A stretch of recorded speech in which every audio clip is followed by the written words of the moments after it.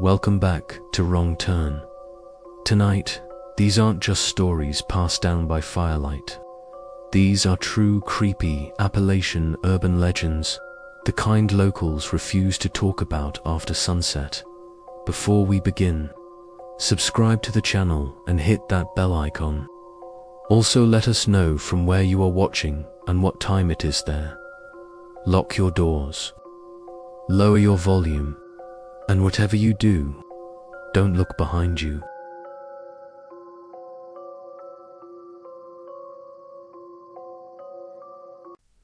The first time Caleb Turner heard the whistling, it came from the tree line behind his house, slow, tuneless, and wrong in a way he couldn't explain. It wasn't the sharp, cheerful sound of someone passing time. It dragged through the night air like a breath being pulled through cracked lips. Caleb froze on his back porch, one boot still unlaced, heart hammering as the sound drifted closer, then stopped all at once. And in that sudden silence, he felt that someone was listening back. Caleb lived alone in Black Hollow, a pocket of Appalachian Mountains so steep the sun vanished hours early. His cabin sat at the end of a dirt road that locals avoided, a place inherited from his grandfather, who'd warned him of one rule growing up. If you hear whistling after dark, don't answer it. Don't follow it. And don't whistle back. Caleb had laughed back then. Old mountain superstitions. But standing there now, porch light flickering, woods breathing around him, the memory crawled up his spine. The next morning, Caleb convinced himself it had been a bird, or maybe wind slipping through the pines. Still, he noticed things felt off. Mud tracked across his porch that hadn't been there the night before. Bare footprints, long, narrow, and too deep for their size, from the edge of the trees to his front steps, then stopped. No prints leaving. That was the first sign something was wrong. And this is the moment everything started to go wrong. That night, the whistling returned. Closer this time, clearer. It mimicked a tune Caleb recognized, an old lullaby his grandmother used to hum while rocking on the porch. His stomach dropped. No one else knew that melody. The sound came from different directions at once, circling the cabin, never settling. Caleb killed the lights and sat in the dark with a rifle across his knees, listening as the tune slowly fell apart, notes bending, stretching too long. Like whoever was whistling didn't quite understand how music was supposed to work. But what happens next is far worse. The whistling stopped directly outside his bedroom window. Then came 3 slow knocks on the glass. Caleb didn't move. He didn't breathe. A voice followed, soft and familiar, his own voice. "Caleb," it whispered. "I'm locked out." By morning, his window was fogged from the outside. Handprints smeared across the glass as if something had pressed its face close, trying to see in. Caleb drove into town, shaking, and asked around. Most folks went quiet when he mentioned the whistling. An old woman at the diner finally leaned in and told him about the whistler of Black Hollow, a thing older than the mines, older than the roads. It learned people, learned their voices, their songs. It lured them into the woods and wore them for a while, until it needed another. The woman told him the rule everyone knew. If you hear it whistling your tune, it's already marked you. Caleb laughed weakly, paid his bill, and left, pretending he didn't feel the mountains watching him the entire drive home. That night, the power went out just after sunset. The cabin sank into darkness, the woods swallowing every sound. Then the whistling started inside the house. From the hallway, same lullaby, same broken notes. Caleb backed into the kitchen, gripping his rifle so hard his hands ached. The floorboards creaked as something shifted its weight. Learning how to stand like a man. This is where most people would run. Caleb didn't. He remembered his grandfather's final warning, "It can't take what you don't give it." With shaking hands, Caleb began to whistle back. Not the lullaby. Not anything human. He blew air through his teeth, off-key, erratic, wrong on purpose. The sound scraped his throat raw, but he didn't stop. The whistling in the hallway faltered, stuttered. A shape pressed against the doorway. Too tall, shoulders bending unnaturally to fit. It twitched, confused, as if the rules had shifted beneath it. Then it screamed a sound, like wind tearing through hollow bones, fled out the back door, splintering the frame as it went. Caleb survived that night. He boarded the windows. He never stayed after dark again. A week later, he sold the cabin for almost nothing and left Black Hollow behind. But here's the part that still haunts him. Months later, driving through another mountain town, he stopped for gas just after sunset.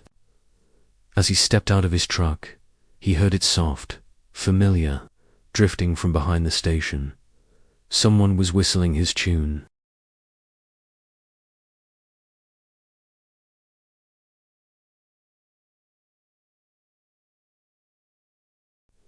The letter arrived the same way every bill did, folded, stamped, and waiting on the kitchen table when Nora Bell came home from her second shift. The house was quiet, except for the refrigerator's uneven hum and the ticking clock above the sink. Each second another reminder of what she owed. Rent was due in 4 days. The power company had already sent a final notice, and beneath those envelopes, half hidden like it knew it didn't belong, sat one without a return address, just her name, Nora Bell, written in careful, uneven ink, as if the hand that held the pen had learned patience the hard way. She stood there longer than she meant to, keys still in her hand, jacket unzipped, exhaustion clinging to her like dust. Something about the envelope made her stomach tighten. It wasn't fear, exactly. It was recognition. Inside was a single sheet of paper. No letterhead, no logo. Just a short message, one night of work, cash paid at sunrise.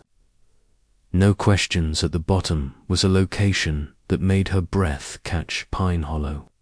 Mine. The mine had been sealed for as long as Nora could remember. It loomed on the edge of town like a scar that never healed.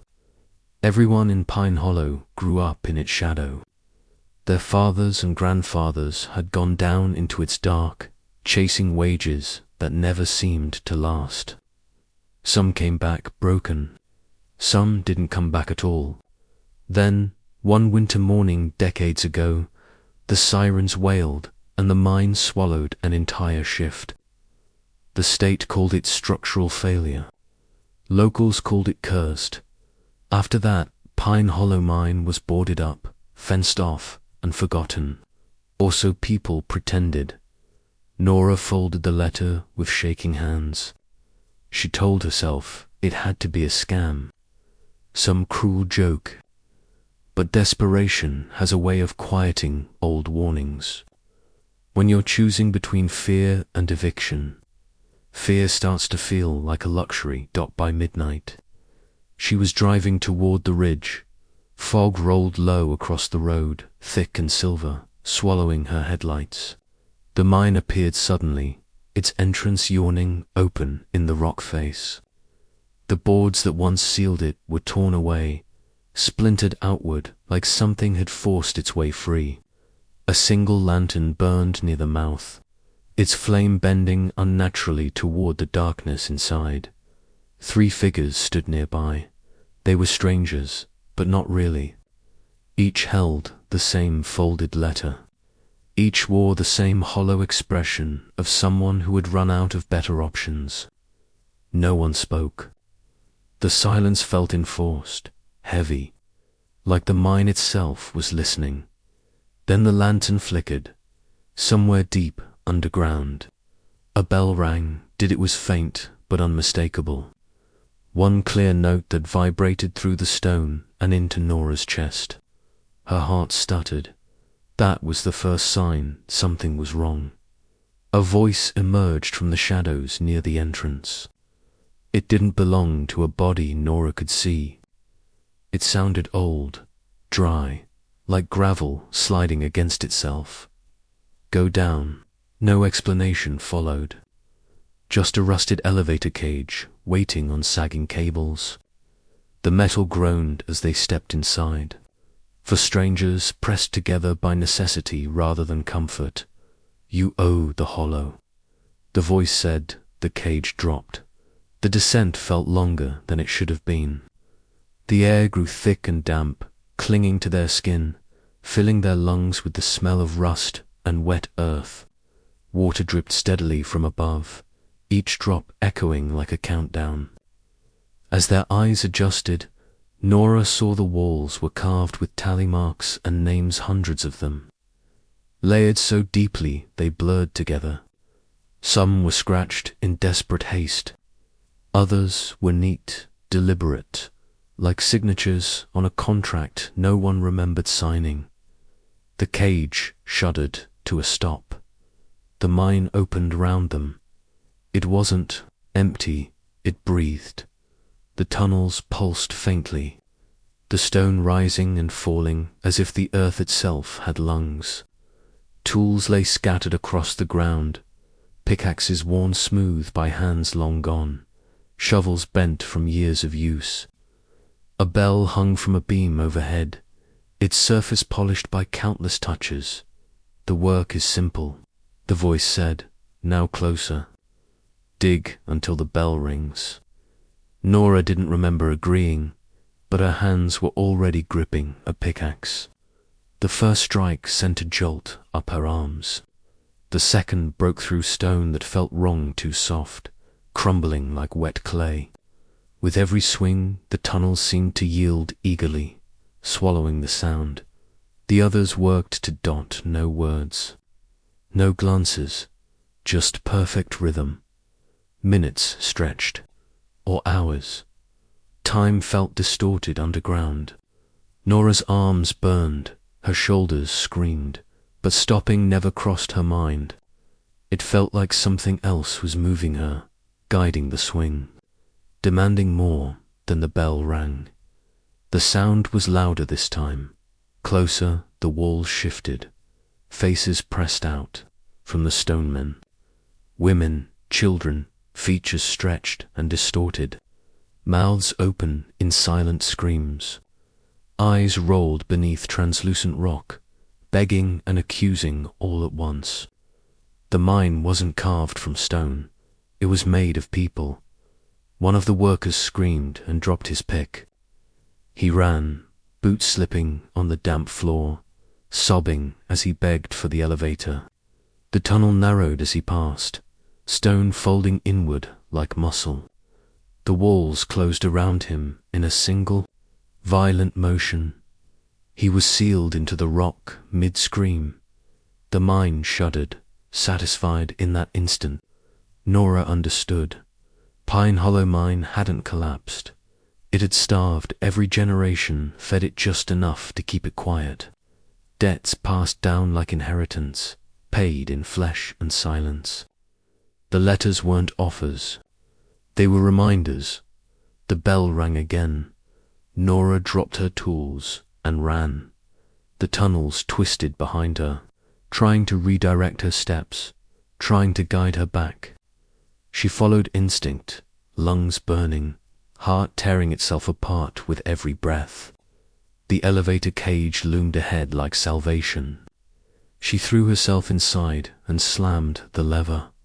The ascent was violent. The cables screamed. The cage shook as if something massive was climbing after her. Then dawn broke as she stumbled out, collapsing onto the cold ground. The mine entrance stood silent behind her, boards once again nailed shut, as if nothing had ever disturbed them. On a folding table, nearby sat a neat stack of cash, enough to clear her bills, enough to make her forget, almost, because some nights, when the ground settles beneath Pine Hollow, Nora hears the bell, and she knows the hollow remembers her name.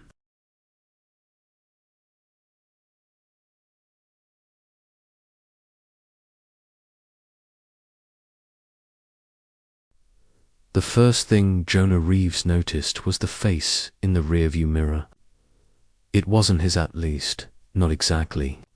The eyes were set just a little wider, the smile lingering a beat too long. He blinked, glanced back again, and the reflection snapped into place, normal as ever. Jonah laughed it off, muttered something about exhaustion, and kept driving the narrow road that wound along Laurel Fork Creek.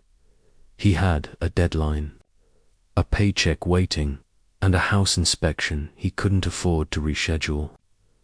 That was how it always started. Work first, instincts later. Jonah flipped houses for a living, chasing cheap properties through forgotten Appalachian towns. Laurel Fork had been a steal, an old two-story place with sagging porches and a history no one wanted to explain. The seller wouldn't meet him in person.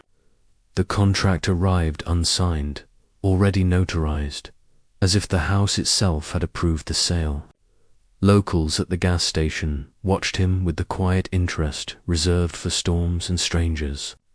One man finally said, "Don't let it see you trying to leave." Jonah smiled, thanked him, and drove on. He didn't ask what it was. The house sat at the end of a dead road, trees leaning inward like they were listening. Inside, the air smelled of dust and cold water. Mirrors covered the walls, antique frames, bathroom mirrors, even polished metal plates nailed between studs. That should have been the first sign something was wrong. Jonah counted them as he worked, telling himself it was a design choice, maybe a superstition.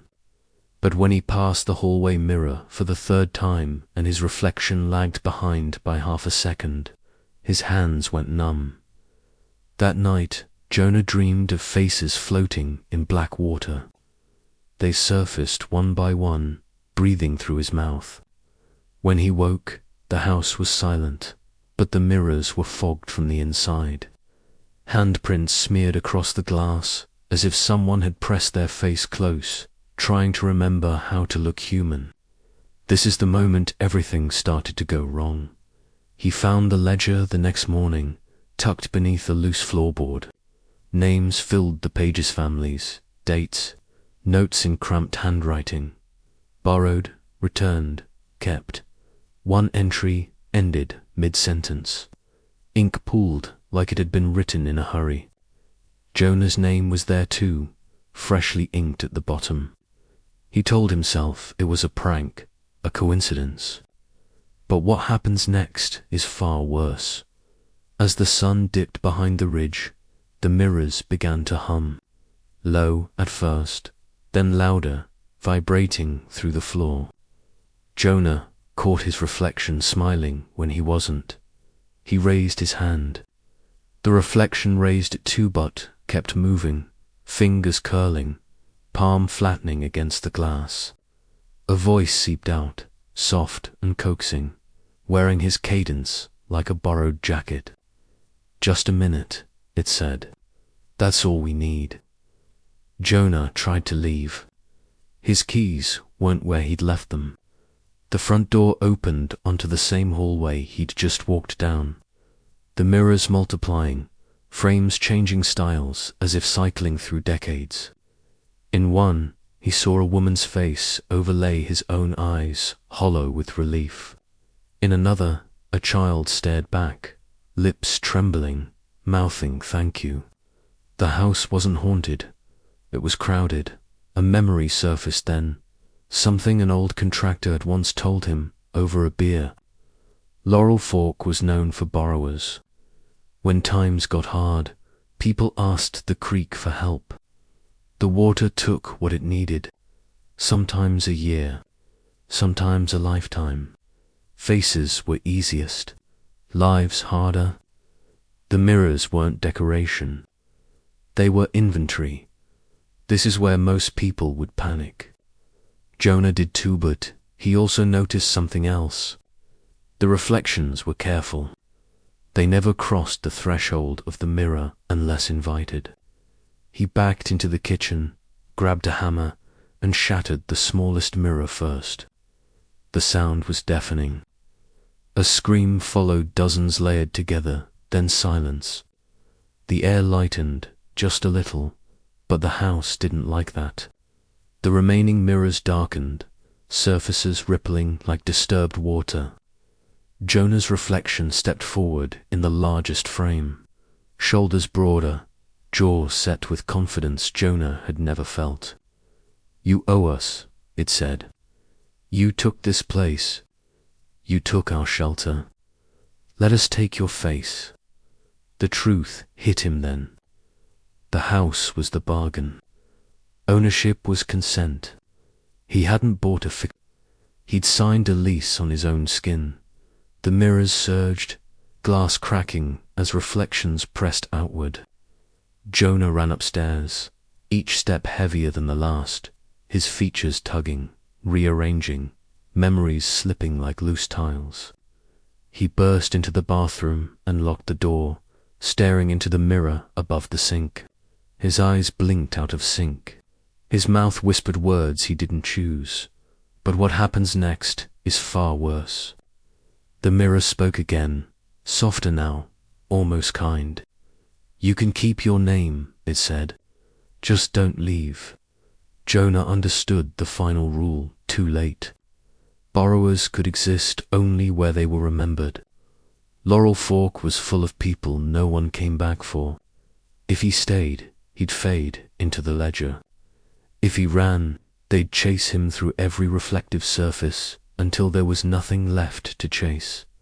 He made his choice at dawn. Smoke rose from Laurel Fork.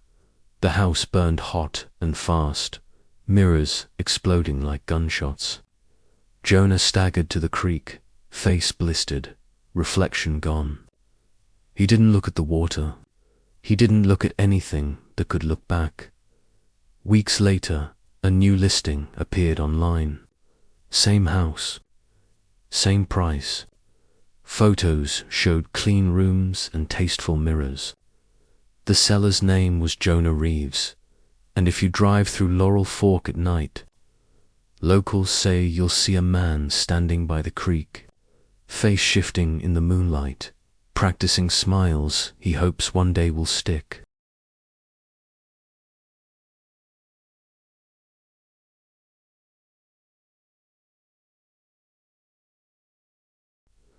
The job posting promised steady hours, hazard pay, and no experience required.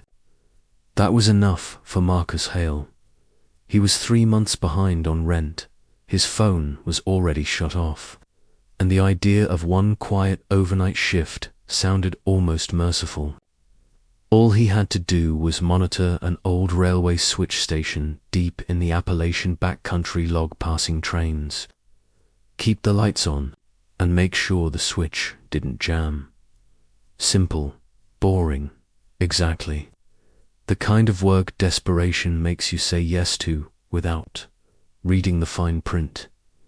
Devil's Switch sat at the end of a forgotten rail line, wedged between two mountains where the trees grew so thick they swallowed sound. The station itself was a narrow concrete building with a single window and a metal lever bolted into the floor. Above it, a faded sign warned, "Manual override, use only when necessary." Marcus arrived just before sunset. The man handing off the shift wouldn't meet his eyes. He only said one thing before leaving: "If you hear a train that ain't scheduled, don't throw the switch." Then he was gone, truck lights vanishing into the trees, alone. Marcus settled into routine: coffee, logbook, radio, static, humming low. The first few hours passed without incident. No trains, no calls. Just the steady tick of the clock and the wind pushing against the walls like it wanted inside. That was when Marcus noticed the second set of tracks. According to the map, there was only one line through Devil's Switch Butt outside the window. Moonlight revealed another pair of rails branching off into the woods, rusted but polished on top, like they were still being used. That was the first sign something was wrong. At 1:17 a.m., the radio crackled. No voice, just the distant sound of a train, horn low, mournful, impossibly close. Marcus checked the schedule. Nothing was due for hours. The horn sounded again, longer this time, vibrating through the floor. And then the lights flickered. This is the moment everything started to go wrong. The sound of the train didn't come from the main track. It came from the trees. Marcus stepped outside, heart pounding, flashlight cutting through fog that hadn't been there minutes before. Between the trunks, a headlight glowed, drifting closer along the phantom rails. The beam didn't cut the fog it soaked into it, revealing shapes standing just beyond the light, figures, too many to count. All facing the tracks, all waiting. But what happens next is far worse. The radio screamed to life behind him. A voice poured through, layered and strained, like several people speaking through one throat. "Switchman," it said. "Clear the line." Marcus stumbled back inside and slammed the door. The lever in the floor began to tremble on its own, metal groaning as if pulled by unseen hands. He remembered the warning. Don't throw the switch. He backed away, breath shallow, as the horn blasted again right outside now. Through the window, Marcus saw the train roll past. It was old, coal-black. Windows lit with a sickly yellow glow. Inside, faces pressed against the glassmen in miners' helmets, women clutching children, mouths open in silent screams. None of them blinked. The engine crawled forward, waiting, expecting. The logbook fell open on the desk. Pages flipped by themselves, stopping on entries dated decades back. Each one ended the same way. Switch thrown, line cleared, train passed, switchman relieved. The names beside those entries were crossed out in red ink. Marcus's name was already written at the bottom, the ink still wet. This is where most people would run. Marcus tried. The door wouldn't budge. The windows darkened, reflecting only his own face bell, shaking, already starting to look unfamiliar. The radio crackled again. "You owe us a clear line," the voice said, softer now, almost kind. "We've been waiting a long time." The truth settled in slowly, like coal dust in the lungs. Devil's Switch wasn't a station. It was a crossing. When disasters happened, collapses, derailments, floods, the dead needed a way through. And someone always had to work the switch. Not forever. Just until the next desperate soul took the job. The lever lurched toward Marcus. He grabbed it out of instinct, the metal ice cold, burning his palms. Images flooded his mind-trapped miners, pounding on sealed shafts. Trains swallowed by fog, voices calling for help that never came. The horn blasted one final time, rattling the walls. Now, the radio whispered, "But what happens next is far worse." Marcus realized something the others hadn't. The warning sign didn't say, "Never use the override." It said, "Only when necessary." With a scream, he wrenched the lever past its stop knot, toward the phantom track, but the opposite direction. The rails outside shrieked as they shifted. The waiting figures screamed, sound ripping through the forest. The train lurched, headlights flaring, then derailed into the fog. Dissolving like smoke at sunrise, silence followed. Heavy, absolute. At dawn, the door opened on its own. Marcus stumbled out into fresh morning air.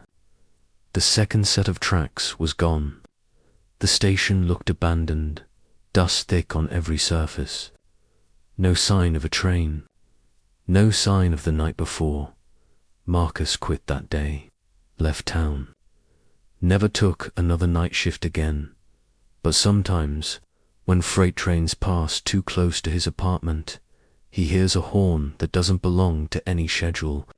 And in his dreams, a radio crackles to life, asking if he's available to cover one last shift at Devil's Switch.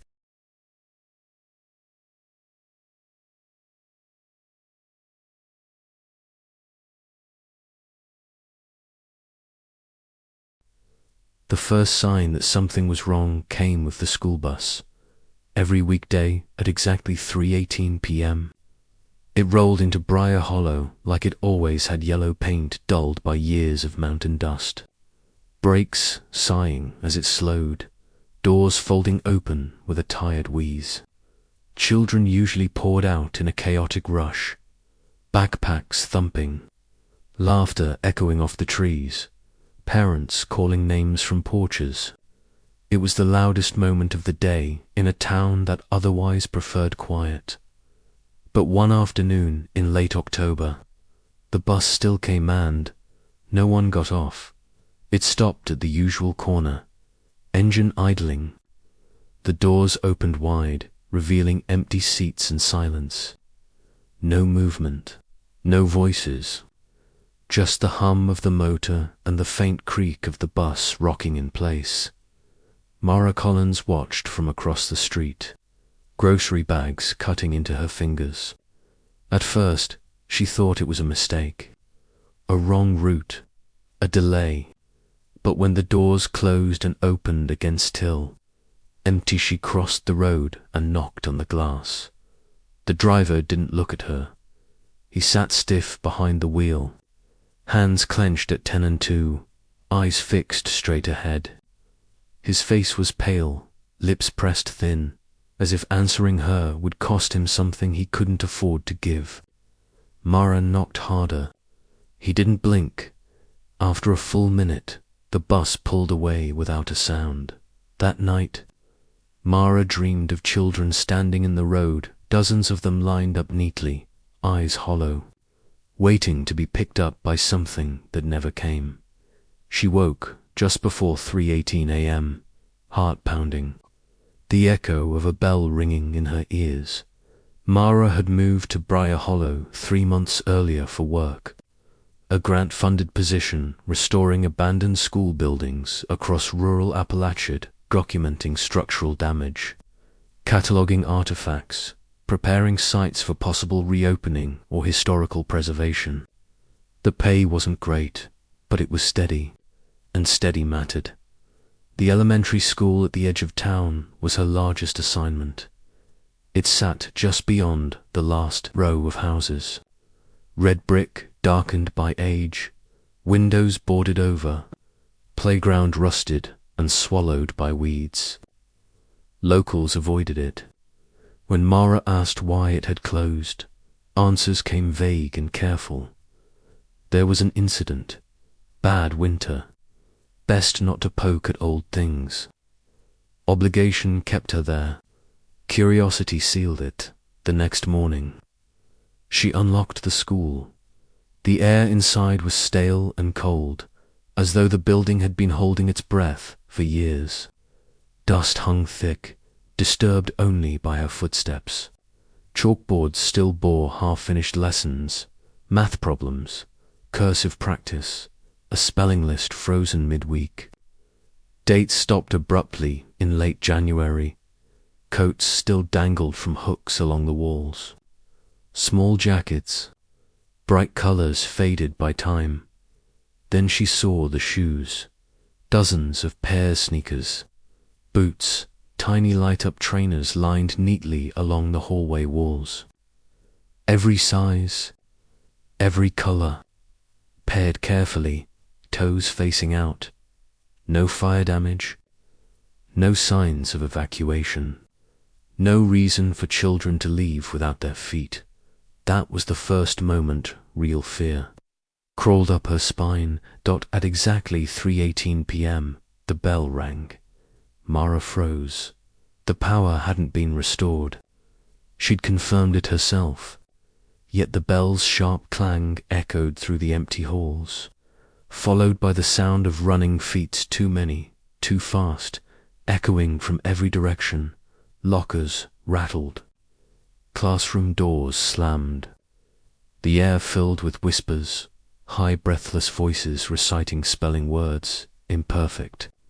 Frantic unison. Mara told herself it was old pipes, wind, her imagination. But then she heard the ruler strike wood. She followed the noise to the gymnasium. Rows of folding chairs filled the floor, all occupied. Children sat shoulder to shoulder, faces turned toward the stage. They weren't solid, not entirely. Their bodies flickered like damaged film, edges dissolving into shadow. Some clutched backpacks that bled into smoke. Others swung legs that never quite touched the floor. At the front stood a woman. She held a ruler in one hand. Her face was blurred, as if someone had smeared it with an eraser. But her voice was sharp and clear. No one leaves until the lesson is done. The children shrank back instantly, heads bowed. The posture was familiar. Fear learned early. Fear remembered. Mara backed away, but the gym doors slammed shut behind her. In the office, she found the records. Years earlier, during severe budget cuts, the school had remained open through winter without reliable heat. Children complained of numb fingers. Parents protested. The administration delayed. The teacher, Mrs. Holloway, maintained order. Locked doors during lessons. Punishments for complaints. Long afternoons stretching past sunset. When the furnace finally failed completely, snow crept in through the cracks. Pipes froze. Windows iced over from the inside. By morning, the town found the schools silent. The official report said exposure. The unofficial one said discipline at exactly 3:18 every afternoon. The children returned. This is where most people would leave. Mara, DID, and single quotes. She stayed. She sat in the back of the gym as the lesson replayed itself, mistakes corrected too harshly. Hands slapped too hard, voices raised until children flinched. The bell rang, and rang again. Each time, the room reset slightly, as if time itself stuttered. The children watched her, with something like hope. That's when she understood. They weren't trapped by the building. They were trapped by the schedule, by routine, by obedience, by the bell. When Mara stood and tried to speak, the blurred woman turned toward her. The face sharpened eyes like chalk dust, smile thin and pleased. "You're late," she said softly. "Take your place." The bell rang again. Cold seeped into Mara's bones. Her voice joined the recitation without her permission. She felt her hands fold in her lap, posture correcting itself. She understood the cost of order without care, of rules without mercy at dawn. The town found the school unlocked, lights on, shoes gone. The bus still stops at 3:18, but now, one more adult figure stands among the children, waiting patiently to go home, and the doors never open first.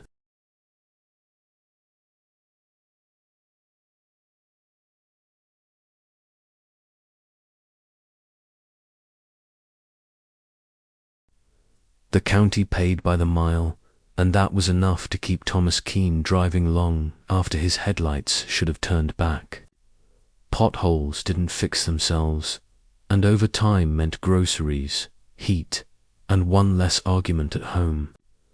The work order was simple: survey damage along Old State Route 41, a road marked decommissioned but still listed for inspection. Thomas didn't question it. Routine has a way of feeling safer than curiosity, even when it leads you somewhere you were never meant to go. Route 41 cut through a stretch of Appalachia locals called Memory Bend. No towns, no driveways, just asphalt curling through forests so dense the sun barely reached the ground. Thomas noticed the mile markers first. They counted down instead of up. Then they repeated. Marker 12 appeared 3 times in a row, each one more weathered than the last. That was the first sign something was wrong. He pulled over to log it.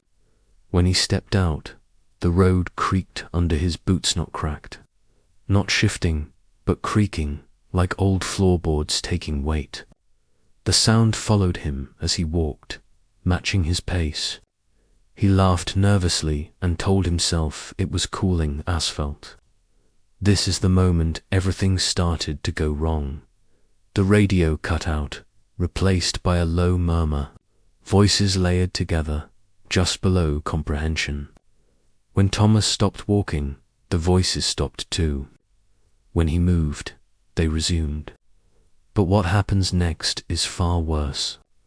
His headlights flickered, illuminating fresh tire tracks ahead of him, his own leading into a curve he hadn't driven yet. Thomas followed the tracks. The curve opened onto a stretch of road he recognized instantly. Same bend where he'd fallen asleep at the wheel years ago.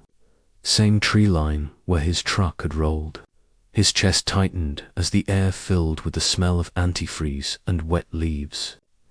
He hadn't been on this road since the accident. Hadn't talked about it either. This is where the truth began to surface. Route 41 didn't lead anywhere. It returned. Every bend peeled back another mile of memory arguments he'd never resolved. Promises he'd broken the moment he chose work over coming home early. Each memory was marked by a new milepost, counting down to something he didn't want to face.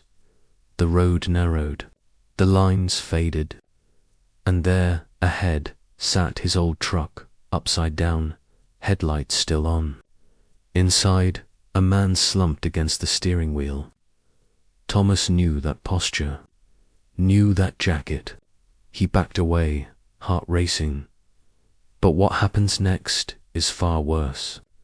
The road shifted beneath him, asphalt flowing like tar, pulling him forward. The voices grew clearer now. Stay on the road. Finish the route. The county logo peeled itself off his vest and sank into the pavement like a brand. Thomas realized then what Route 41 was. Not a road, but a ledger. It remembered every mile you chose to keep driving instead of stopping. Every time you put obligation ahead of consequence. And it collected payment in distance.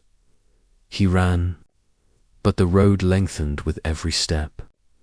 His boots fused to the asphalt, memories flooding him faster missed birthdays, late nights, the look on his wife's face when he didn't come home. The mile markers reached 0. At dawn, a maintenance truck sat abandoned at the edge of Memory Bend, keys in the ignition, door open.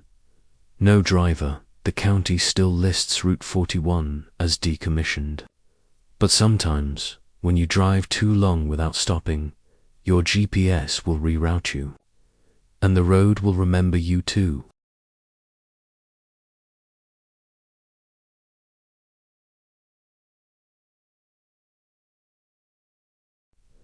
Everyone in Coldwater Gap knew when knocking season started. No calendar marked it. No date announced it. You just felt an unease that settled into the hollows when the leaves fell and the nights stretched too long. Doors got checked twice. Lamps stayed lit. And no one, under any circumstance, answered a knock after dark. That rule was older than the town itself. Lena Harper learned that rule the hard way. She moved to Coldwater Gap for work, same as so many before her. A short-term contract cataloging historic homes, steady pay, quiet the kind of job that looked peaceful on paper. Her rental sat at the edge of town, backed up against a wall of trees that swallowed sound. On her first night, the landlord paused before leaving, hand still on the doorframe. "If someone knocks," he said carefully, "call me. Don't open it." Then he left without explaining why. The first knock came at 9:42 p.m. It was soft, polite, 3 gentle taps on the front door. Lena froze on the couch, heart thudding as she stared at the wood grain. No footsteps, no car. Just the knock, hanging in the air. She waited. After a minute, it came again. Same rhythm, same pressure.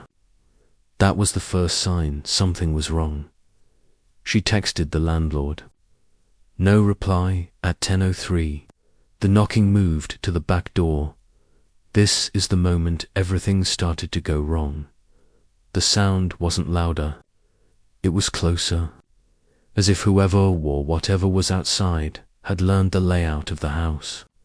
Lena crept into the kitchen and peeked through the curtain. The porch was empty. The yard beyond it was swallowed by darkness, trees standing shoulder to shoulder, like an audience waiting for a performance to start. But what happens next is far worse.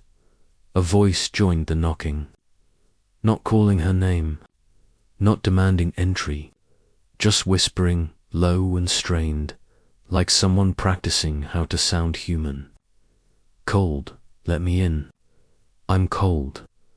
Lena backed away, breath shaking. She locked herself in the bedroom and stayed awake until sunrise. When morning came, she convinced herself it was a prank, a drunk neighbor, an animal. The town looked normal in daylight, friendly even. People waved. Shops opened. No one mentioned the knocking dot that night. It returned earlier. 8:17 p.m., 3 knocks. Then 4. Then a pause, as if listening for movement inside. Lena didn't answer. She sat rigid on her bed, phone clutched tight, watching the handle slowly turn. It stopped, released. The whisper came again, clearer now. "You're home. I can hear you. This is where most people would leave."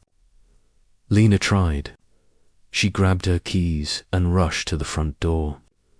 The moment her hand touched the knob, the knocking stopped. Silence fell so complete her ears rang. She yanked the door open. The porch was empty, but her car wasn't in the driveway. Panic surged as she realized something else had changed. The trees were closer than before, not physically but attentively. Branches leaned inward, creaking softly, like joints flexing. The town lights flickered, dimming in unison. Coldwater Gap was settling in for the season. The landlord finally called her back the next day. His voice was tired. "You didn't open it, did you?" When she said no, he exhaled in relief. Then he told her the truth. Decades ago, before the town had a name, travelers used the gap as a winter crossing. When storms hit, people knocked on doors begging for shelter. Some were helped. Others weren't. Those left outside froze where they stood. Over time, the dead learned the sound that meant warmth. They practiced it, perfected it. And every year, when the cold returned, so did they. "They don't want to hurt you," the landlord said. "They just want to be inside again." That night, the knocking came from inside the walls. This is the moment everything truly fell apart. The taps echoed through the house, moving room to room, following her footsteps. The whispers multiplied, different voices, different ages, all asking the same thing. Let us in. The mirrors fogged. Frost crept across the windows from the outside, spreading like veins. But what happens next is far worse. A knock came from the bedroom. Closet Lena screamed and ran for the door, throwing it open into a wall of cold so intense it stole her breath. The town was gone. Houses stood dark and empty, doors swinging open, all facing her. On every porch stood a shape human outlines carved from frost, hands raised, knuckles raw and bleeding from years of knocking. They weren't waiting for permission anymore. Lena ran into the trees. Branches tore at her clothes as the knocking followed, echoing from trunks, from stones, from the ground beneath her feet. The whispers grew louder, desperate, angry. You opened it, they hissed. You heard us. At dawn, the landlord found the house empty, door wide open. Frost melted across the threshold. Lena's footprints led into the woods and stopped. Cold Water Gap still exists. Knocking season still comes every year, and sometimes, if you're passing through after dark, you'll hear it 2-3 polite taps on your window. They've learnt new doors now.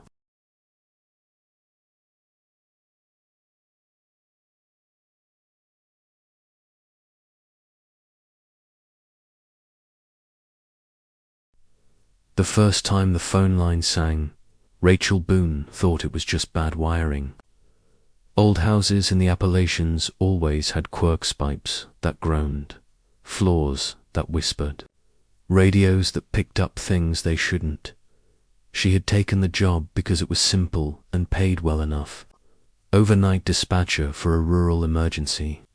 Exchange that handled calls from a stretch of mountain road known as Widow's Trace. Sit alone. Answer phones. Log incidents. Send help when needed.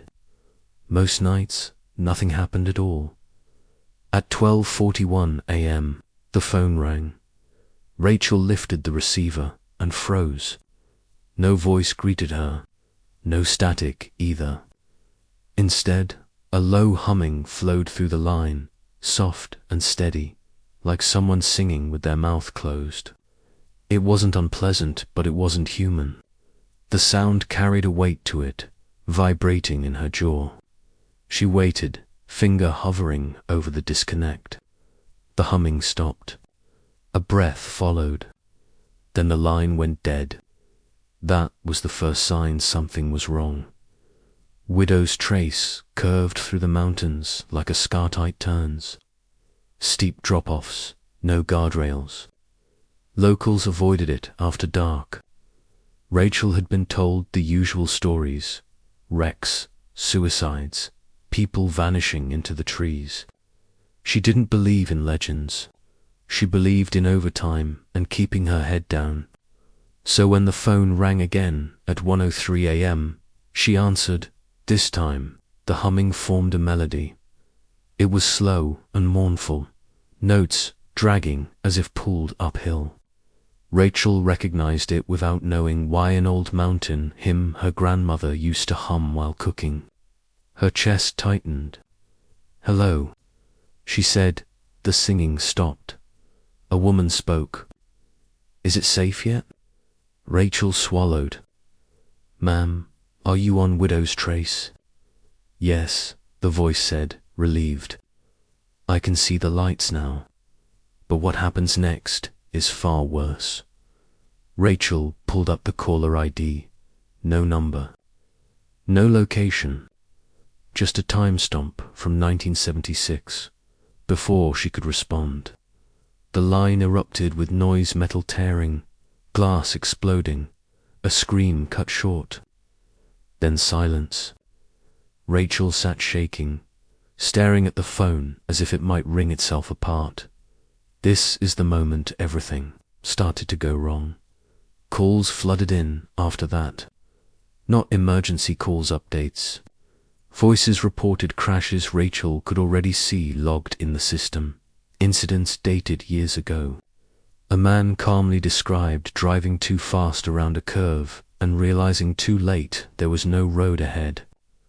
A teenager laughed nervously as she said her car wouldn't stop sliding. Each call ended the same way with singing.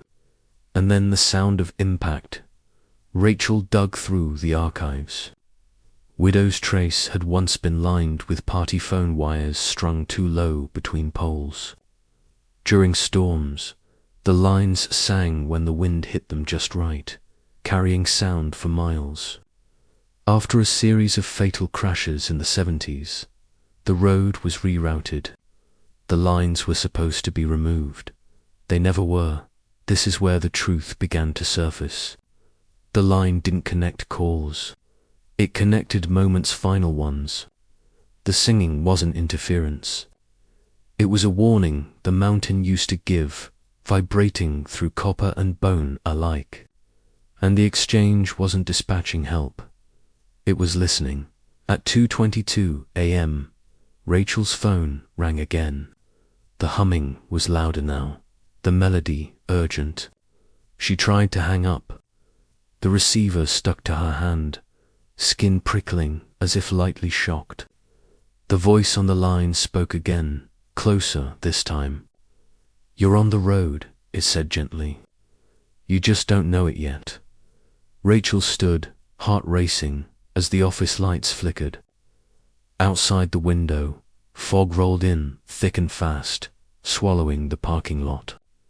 For a dizzy moment, she smelled oil and wet leaves, heard tires sliding on gravel. Her chair trembled as if the ground beneath it curved sharply downward. But what happens next is far worse. The phone rang on every line at once, the singing merging into a chorus that rattled the walls. Names appeared on the screen, hers, included, dated 5 minutes in the future. She realized then how the exchange chose its listeners. Anyone who stayed long enough. Anyone who kept answering. The mountain needed witnesses, and occasionally replacements. Rachel tore the receiver from her hand and smashed it against the desk. The singing faltered. She ran for the door. It wouldn't open. The windows showed something else now, a ribbon of road cutting through fog. Headlights drifting too close to the edge.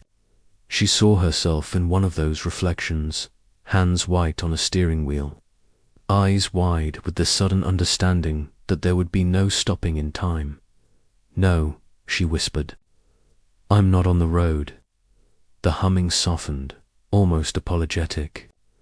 "Everyone is," the voice said.